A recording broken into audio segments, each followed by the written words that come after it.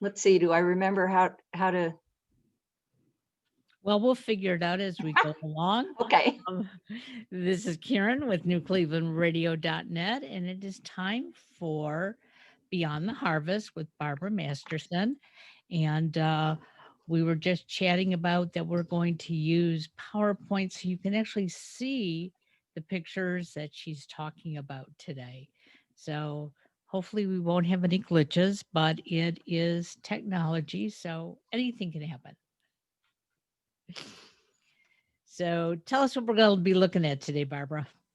Well, today I thought I'd back up a little bit and start off with the last painting I did plein air before the men came. Okay. And then the rest of the images are paintings that I did on plein air before this journey started. Okay. But I need to share my screen. Let me try this. Okay. It says host disabled participant Let me screening. make sure that no, that's not what we want to share. So if everybody would just bear with us, try. No, it's oh, I have to stop sharing my screen. Whoops. Okay. And we apologize to our audience because this seems to go so well until it doesn't. Participants. Well, we did share you. Oh, there it is. Okay. You should be able to share now. Let's try this. Aha, here we are. Okay. Good.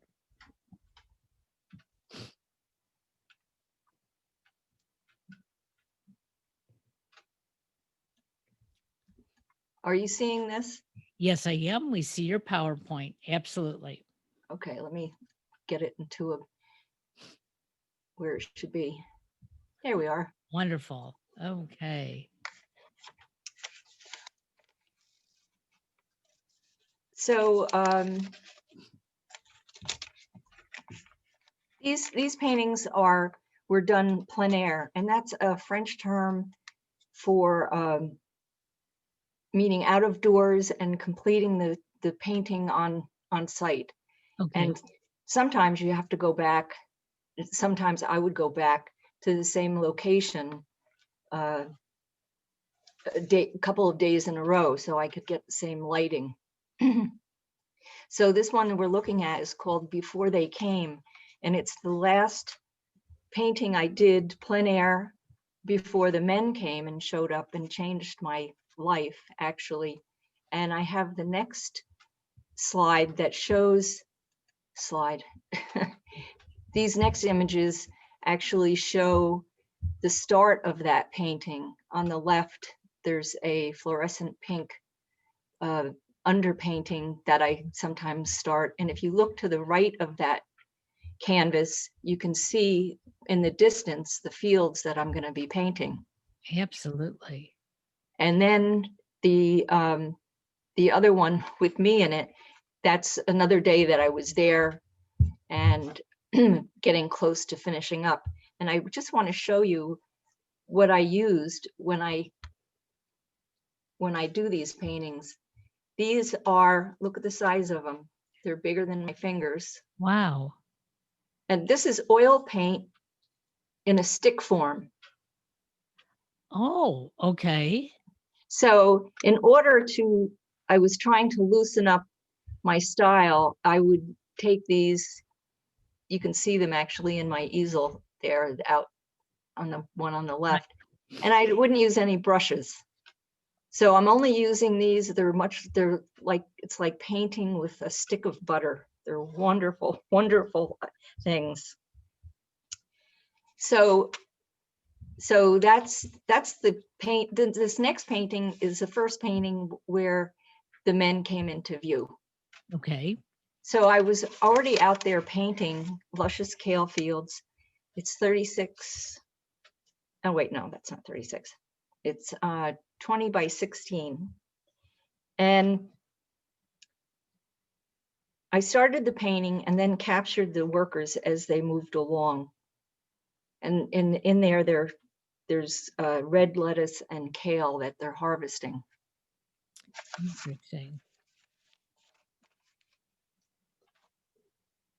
Now, on the first painting that you started with, it almost looked like the vegetation was blue. That actually was the black plastic that they put down prior to planting, and it was blue because it was reflecting the sky. Okay. Okay. Yeah, Yeah. good observation. Yeah, I was wondering, blue vegetables. I never heard of those before. Well, actually, this next image is this next painting. The blue in this is broccoli. Oh, okay.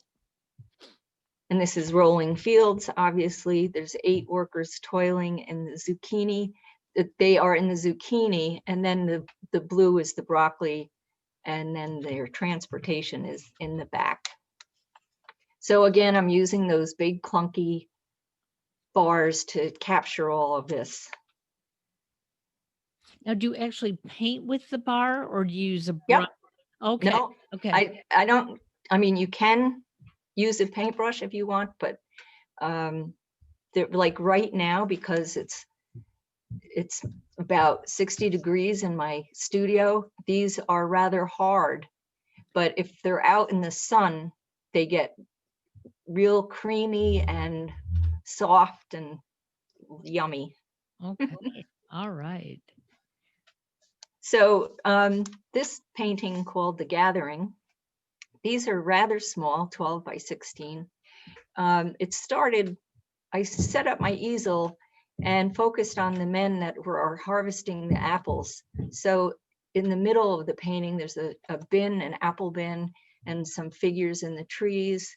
And then after a while, the men on the left who are picking raspberries, they were picking up next to me. And as they moved down into my field of vision, I started putting them in. And then the last thing to arrive was the tractor. The farmer put it in the perfect place to balance the composition for me. That was very thoughtful of him. It was. Yeah. Yeah, and everything is so precise. I mean, I can almost hear some sort of dialogue going on in this picture with all these workers out there. Yes, yeah. Yep, you can hear them. Sometimes they're singing. Ah.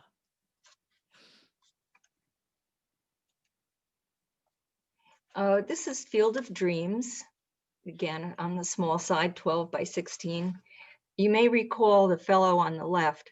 I painted him large in my studio. It is called What Are You Thinking? It was one of the Right. first podcasts that we did. He's basically in the same pose. Well, while I was painting this, a van pulled up and the men piled out and started to harvest to my right. So I immediately pulled out another canvas and gestured the figures in. And so this next image is that painting. So I went back and forth between Mr. Wood and Company and the Field of Dream painting as I saw fit.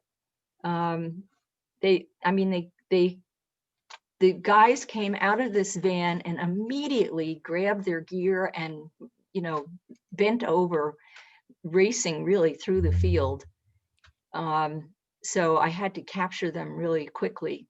And then I painted the landscape after I painted the figures. How interesting. As somebody who obviously doesn't draw and really, doesn't have a knack for art,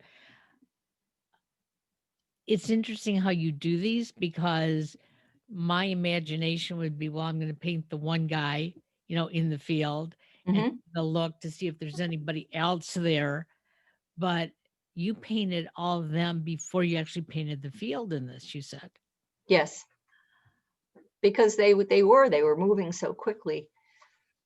I can't recall quite what they were harvesting, but boy. Interesting. And the next one we have is the foreman. And can you tell which one he is? He's the one standing like at the bottom of the screen looking, at everybody. Yes. yeah. He would let me paint him like this, but I could never photograph him. This is a different farm. And his greeting to me would be, "Oh, you again." Oh my gosh. I Now, mean, it was not an unfriendly "Oh, you okay. again." He was kind of just being funny, I guess.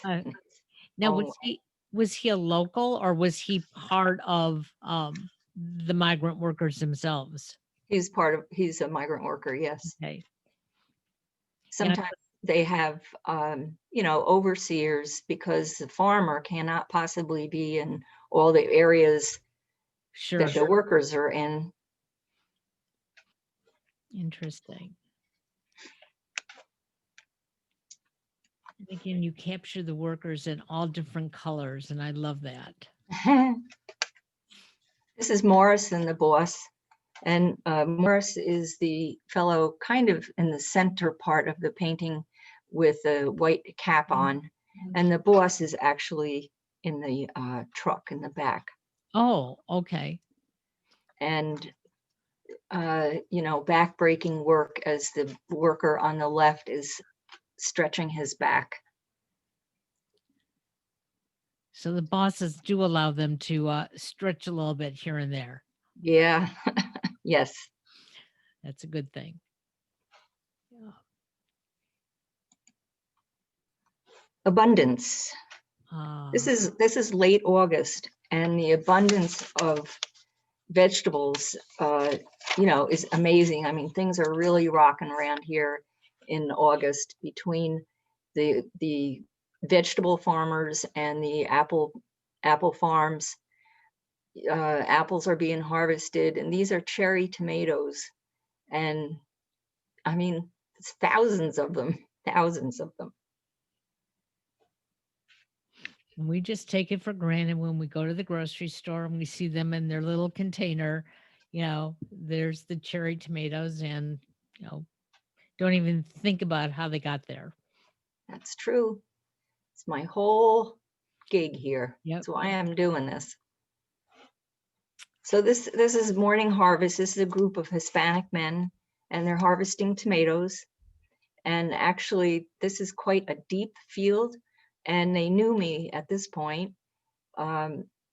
And one very sweet man carried my French easel, which can be quite heavy, in my backpack to the spot that I wanted to paint, and got quickly back to work. He was the gentleman in the red with the box in front of him, next to him. So these gentlemen, and that's what we should call them. They are more than migrant workers. They are gentle souls, and they do nice things.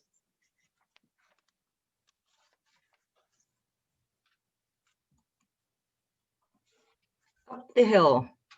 Look at the massive hill of cherry tomatoes. All of these plants had to be staked and attached to the netting that to hold up the tomatoes. And then the plants all have to be attached to the netting. Back-breaking work. I mean, you wouldn't think of it as being that difficult to grow tomatoes, Right. sow the seeds, let them grow, go out and pick them. But there's obviously so much maintenance in between. This is true. And what I have on the next, I want to call these things slides. Well, on the next page is the beginnings of this painting as well. So here I am in the field on the left, and I put in some of the background until they got here, and then So I knew where to place them as they moved. And so I gestured them in quickly.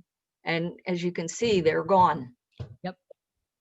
And and then and they're the oil bars in my easel. And then another day I came back and the workers were not there, obviously, but I had to finish the background. And that's how I did that. Now you called this a French easel. Are there different types of easels? Well, a French easel that's a good question, is an easel that the drawer that you can see my oil bars, Sure.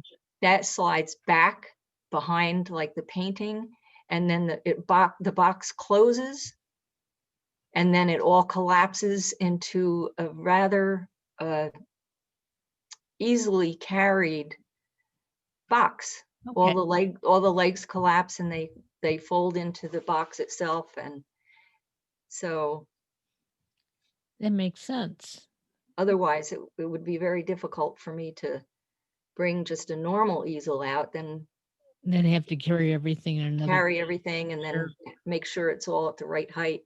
So these are very handy to have. You know, and after putting these together for this week, I think I'm going to go out this summer and try to paint these guys again like this, because it's very different from my studio work, Okay. but I really enjoyed it. Well, I'm sure there's a different type of connection, from, painting them from a picture to actually being there and observing them while you're Yes, painting them. yes, there's that. And I think I missed that this year, especially because of the virus. Right. So this is picking chili peppers.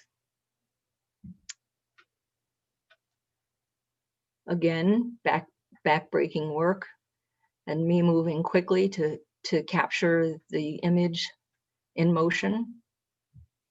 Now, how do you decide what size canvas you're going to use for these? Like for this one, it's a slightly smaller canvas, 8 by 16. Was there a thought pattern behind that when you started?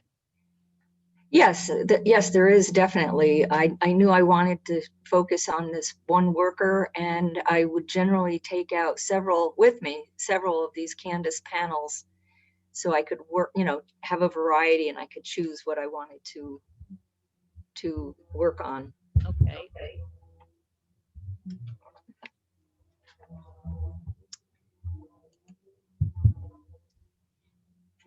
And this is my last image that we have today, picking on the ridge.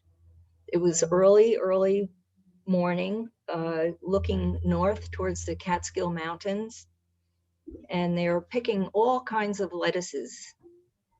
That's why you see that deep, beautiful red, the red lettuces, and then some green intermixed.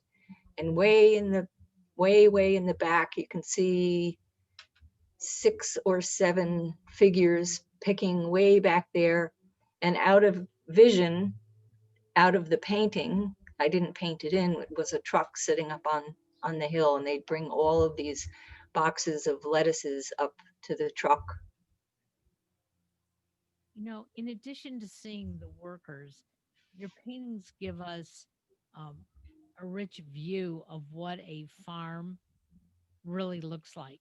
You know, um, as you're driving down the road by a farm, you don't get to see all these rich colors. You don't get to see how intricate um, every, you know, and I'm not even sure what you call it, but I'm going to call them lanes of um, produce.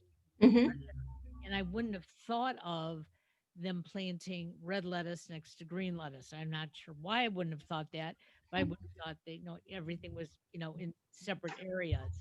But yet this makes for beauty out on the farm. I love I think I just lost you. it. You Your lost me. your vocal. Oh, You're back now. I'm back. Yeah, I think we're having some internet problems due to the weather here in Cleveland. We have, I think it's a I won't call it a snowstorm, but a lot of snow. So Oh, boy. yeah. But what I was saying is that you wouldn't think of the farm being that colorful. At least I didn't. Okay. I would have Hmm. thought I would have seen one area with green lettuce, one area with red lettuce, but intermingled like this, it really creates a painting on its own. Yes, it does. Yes, it does. That's why I was out painting the fields before I even knew the men were there. How Mm. wonderful. So, all your paintings that you have, um, do you number them? So, let's say I chose to purchase this painting, okay, and somebody else 2 months from now decides to purchase this painting.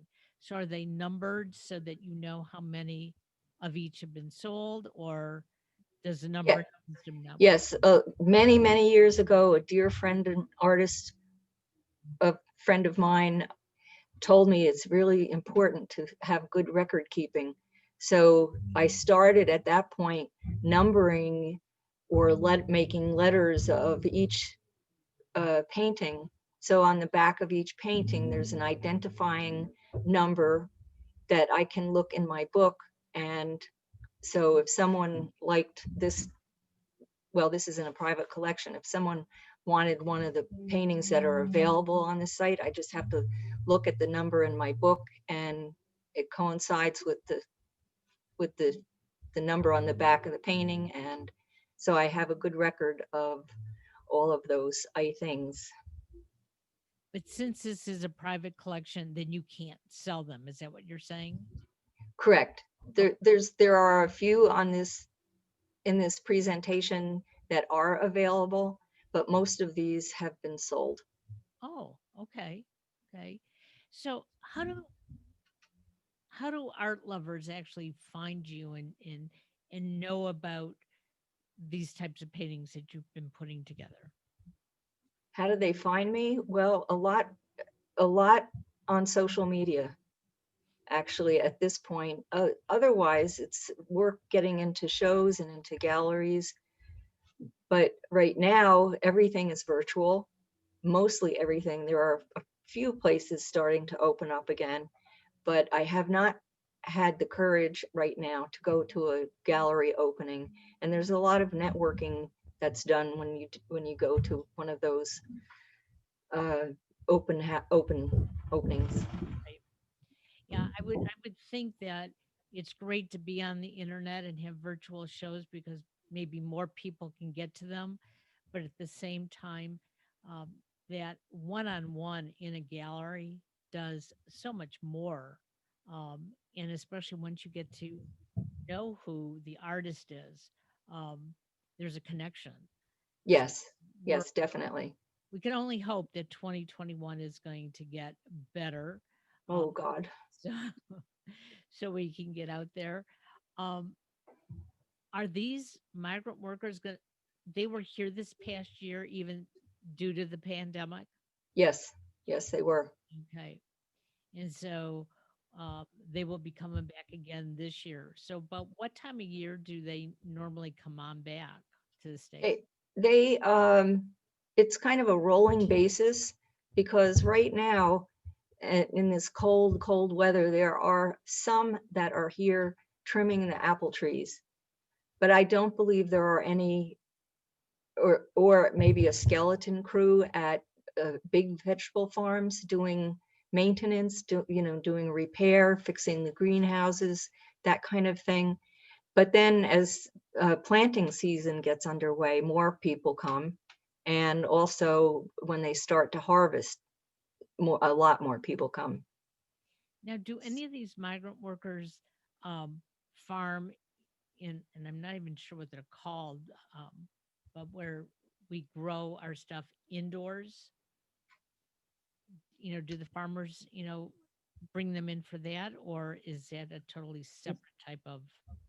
Well, the vegetable farmers around here they have greenhouses, and they have thousands and thousands of little baby plants that have to be tended to, watered and light, and the heat has to be correct.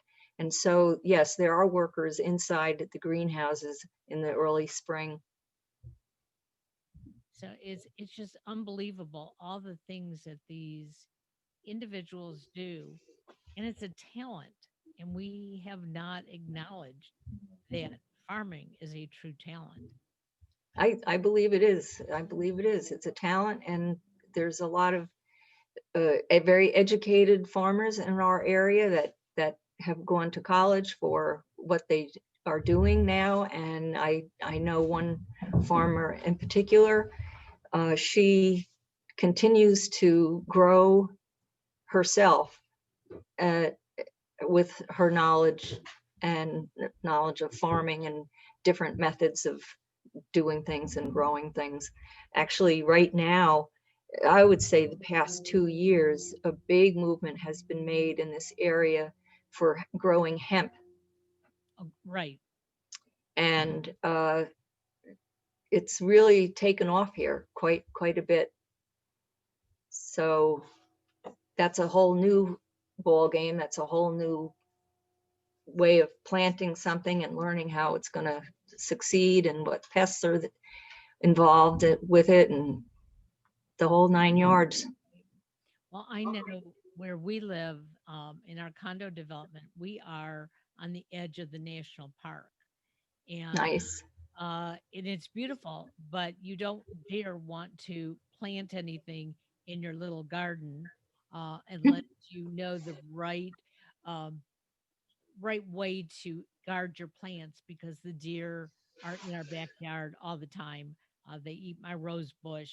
Ugh, It looks beautiful for, when it's starting to bud, but as soon as it flowers, um, the flowers are gone, um, no. because they're eating it. So I know a couple of my neighbors have tried tomato plants and lettuce, and they say that they're feeding the animals more than they're feeding themselves. Yes. It's a talent. You have to know, um, you know, what pesticides you can use that are safe, not going to harm the animals, and not going to, harm your food, but at the same time be able to keep those animals away. So, um, Yes, it's not easy. no, it's not. So, on your farm, are you out there? You raise cattle, correct? Correct. Okay, so you aren't necessarily out in the fields growing vegetables, or are you? Well, I grow vegetables for my family on the farm. I have 20-foot beds. So you name it, I grow it. And this year we had a problem with the deer, speaking of deer. And I had just put in 24 asparagus crowns, which you have to let them grow a year and not cut any of the asparagus. So next year you can have nicer, bigger asparagus. And the deer were coming into the yard and eating all of my asparagus. So a friend of ours, and he and his wife, who helps us on the farm, we got some rolled netting, and he put up 300 feet of this 8-foot netting to keep them out of, because we border that one border is on woods. Okay. So they block the deer from coming in from that direction. So yes, I grow vegetables for the family for the entire year. That's my aim. I don't always achieve it because of pests or, Right, exactly. But you understand the backbreaking, you know, procedures that a lot of these migrant workers go through, yeah, into the garden, um like I've said in the past, so many of us just don't appreciate that. In fact, when I was at the grocery store last week, um I was getting a little frustrated because they were out of so many different vegetables. Um, and they looked at me and they said, well, the pandemic is one. Number two, a lot of the things that are grown outside of the United States and typically shipped in, we're not getting them as, often as we should. And so I had to take a step back and not be so upset about the fact that I couldn't find exactly what I was looking for. Mm, Decided, okay, well, if I'm not going to have the kind of lettuce I like, maybe I'll try something different this week. Um, and just understanding the circumstances is important. yes, it is. So, since you really weren't out in the fields this past summer, um, doesn't mean that you've stopped painting, correct? You're still Correct. painting, okay. Correct. In the beginning of the pandemic, I was working on some rather large, complex paintings, and I finished both of them. A third one is still unfinished. And then I started painting very small paintings in my studio, very small, like 8 by 10. And then at some point, I even found that too much of a burden, and I stopped painting for about 6 months. And I have to do it. I mean, I have to draw or paint. And so I found that drawing small, like 4.5 by 6.5 drawings with the wolf pencil that I love to use has satisfied my creative urges. And so I'm actually looking at them. 1, 2, 3, 4. I have 5 of them finished at this point, and I have 4 other ones that I'm working on. So I am working, but it's just changed a bit. Right. And at some point, maybe I'll make a PowerPoint with this very small drawings. And one of the other things that you've shared in the past, and again, from somebody from my perspective, when I sit down to write something, not draw, because I'm not an artist in any way. If you saw anything I drew, you would send me back to kindergarten, I'm sure. Um, but I've always had that feeling. Well, if I'm sitting down, I have to go from start to finish.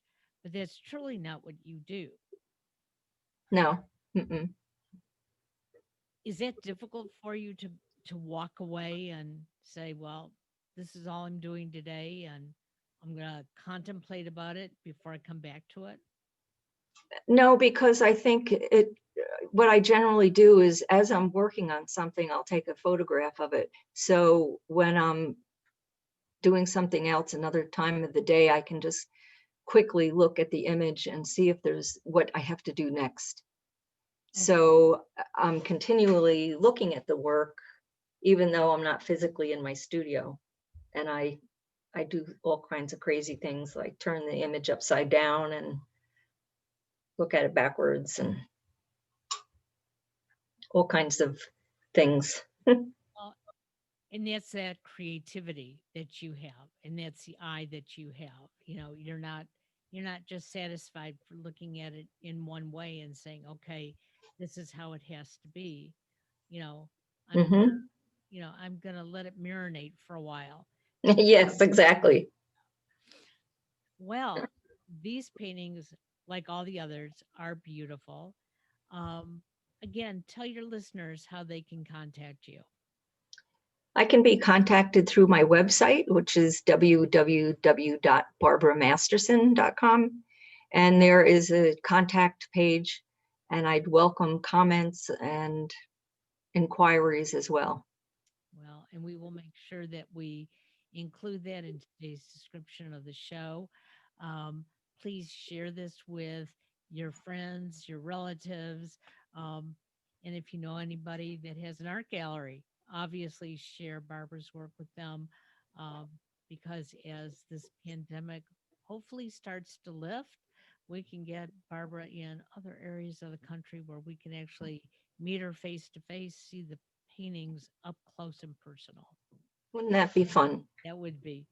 They'd have to have somebody else do your farming for you, if we take you away from there. But I'm sure you have plenty of help that can at least fill in for a while for you. I think so. Well, have a great day, and we'll see you again in 2 weeks. Okay. Okay, thank you, Karen. You. Bye bye now. Bye-bye.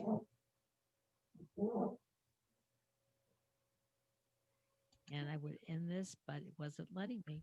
There it goes. Have a great day.